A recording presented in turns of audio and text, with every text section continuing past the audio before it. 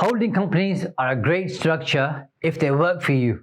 And in this video here, I'm going to share with you the disadvantages, because in a previous video, I shared the advantages with you. So watch this video and then watch the other video to compare the advantages to disadvantages and to see what works best for you.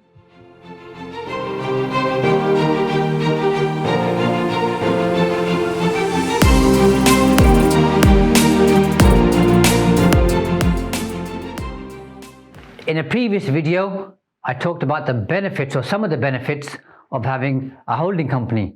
And if you click this video here, you can see those benefits. However, to save you time, I'll quickly map out a holding company structure for the purpose of this video here. And then we'll look at some of the disadvantages that you ought to be aware of. So a holding company, very simply, is a shell company, call it HCO for now, which holds and owns shares in other limited companies.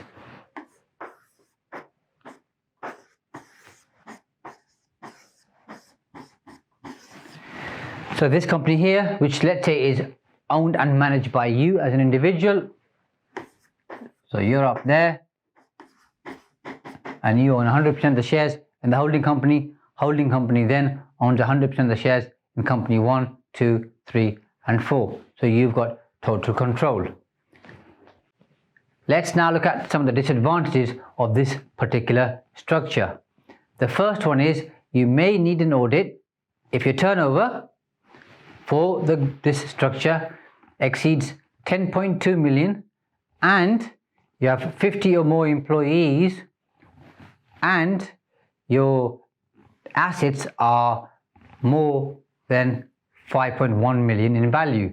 So if you meet any two of those three thresholds, then you may need an audit.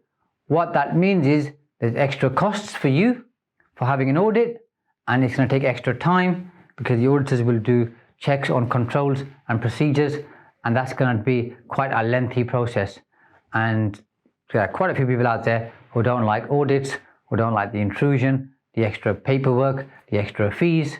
So this particular structure here might mean you breach the audit threshold. So that's something that you ought to be aware of, because if nothing else, cash flow is a challenge.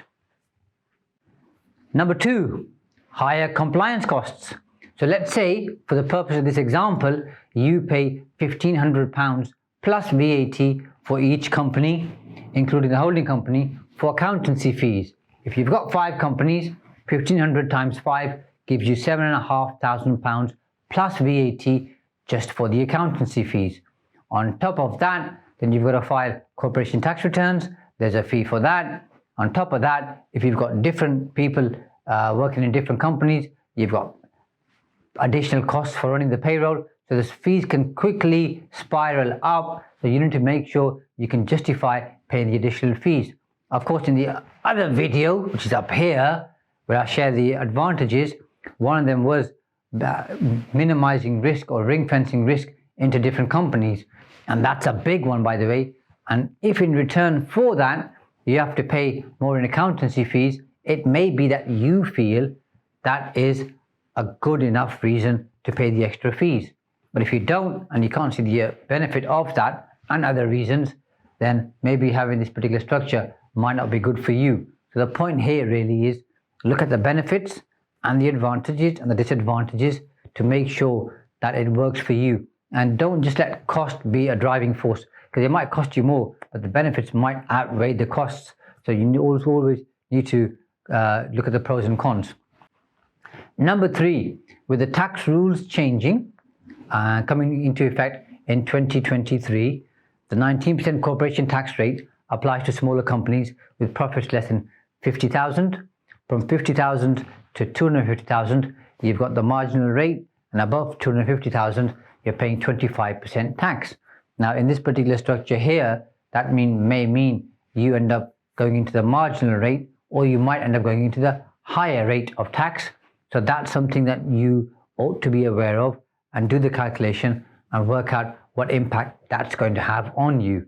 By the way, we used to have that quite a few years ago. We then moved into harmonization and having one rate of tax, and we now kind of seem to be going back to where we were quite a few years ago, but that's the world of tax for you. Number 4, as you can see with this basic example, this can be a very complex arrangement, and then there's a lot of administration that needs to take place. Now, administration might not be your strong point, so you could employ somebody to look after that for you, like a company secretary or somebody else. But even then, if you've got intercompany transactions going on, and also if you're VAT registered and you've got transactions within the group, you may need to register for VAT as a group. It just starts getting complicated. On top of that, a bugbear of mine is you need a bank account for each single company. Then you've got, let's say you've got 5 bank accounts. Let's just say they're with separate banks. Then you've got separate debit cards, separate credit cards, separate login details, separate PINs. It starts getting complicated. Of course, you could have them all with one bank. So with online banking, you can access all the accounts. But even then, you have separate cards, separate PINs, more bank statements coming in. It just starts getting messy, and that's something that you may not be a big fan of, and you might not like it because you like simplicity. So just bear that in mind. Complication or additional complication in terms of administration and more bank accounts, more bank fees, more debit cards, more PINs, all that kind of stuff, and that might just put you off the whole thing. Again, depends on the benefits in terms of how much extra benefits you need in order to outweigh that particular disadvantage.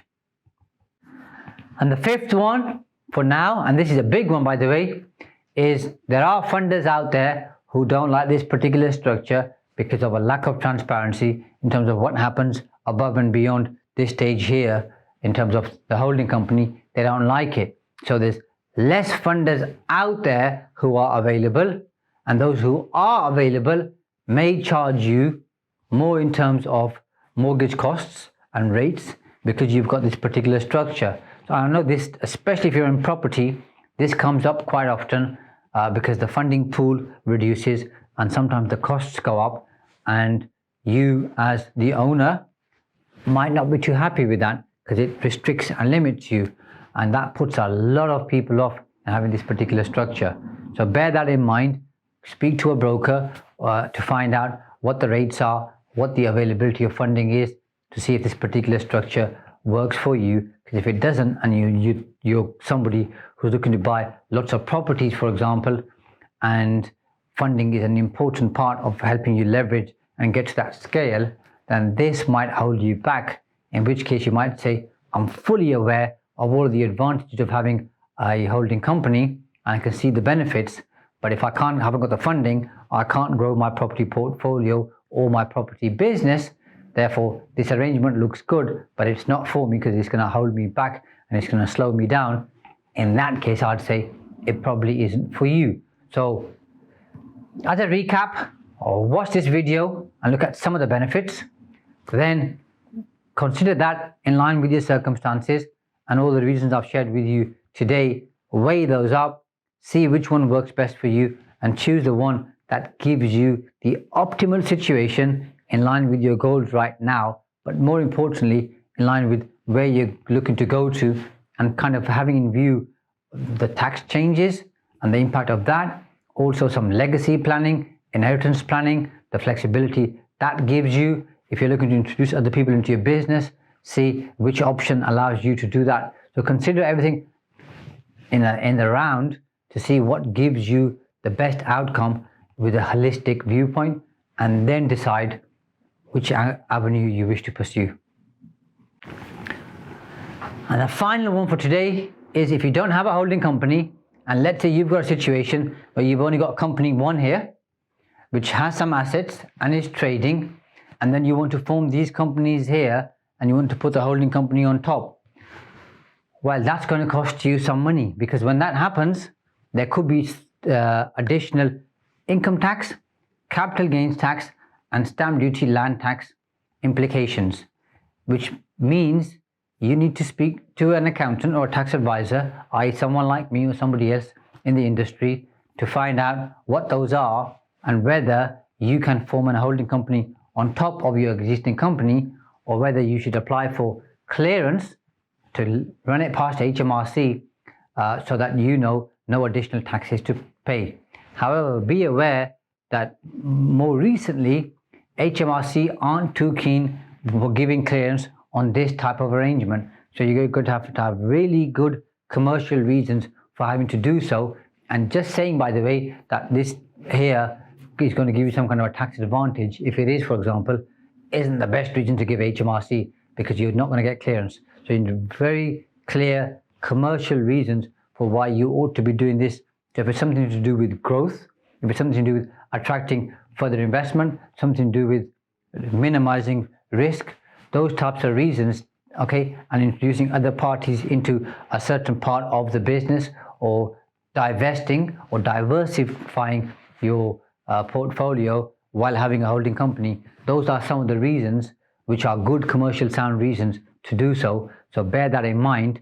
However, another option for you could be that you've got this trading company here and you don't have any assets, but you've got some trading activity, and you might decide, well, I'll form this as a holding company, and company 2, 3, and 4 can go beneath here. So that becomes HCO, and these become your trading companies.